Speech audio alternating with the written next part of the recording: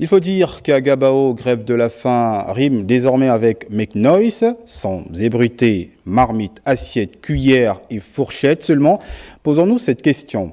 Quelle légitimité ont ceux qui sont nés avec une cuillère dans la bouche à faire une grève de la faim? Eric Nzengi Badingadi Mwanjok nous plonge dans un billet spécial grève de la faim, mode d'emploi en compagnie de Rodolphe Eyelemve.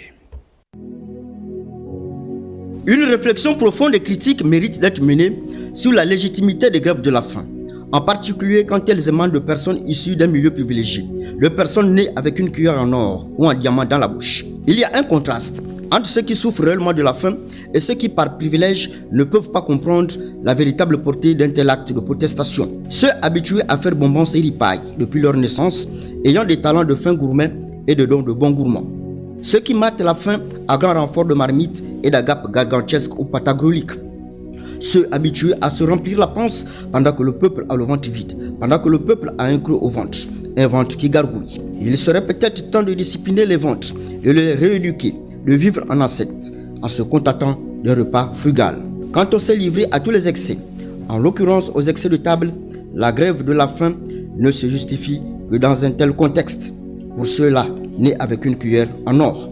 Le contraire met en lumière l'hypocrisie de certaines actions qui, bien qu'elles puissent sembler nobles, manquent de substance et de véritable engagement. Il faut noter l'ironie d'un acte qui, au lieu d'être perçu comme sacrifice, peut sembler davantage être un simulacre de souffrance. La grève de la faim devient une forme de chantage.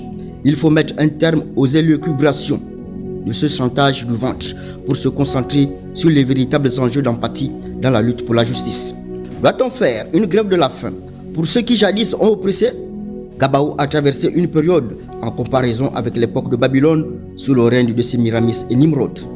Désormais, les oppresseurs veulent se présenter comme des victimes. Il est vrai que ceux qui ont vécu l'injustice et la véritable souffrance portent le poids de ceux qui ne l'ont jamais connu. La véritable lutte pour la justice sociale doit venir de ceux qui en ont vraiment fait l'expérience et non de ceux qui souhaiteraient s'en faire le porte-parole.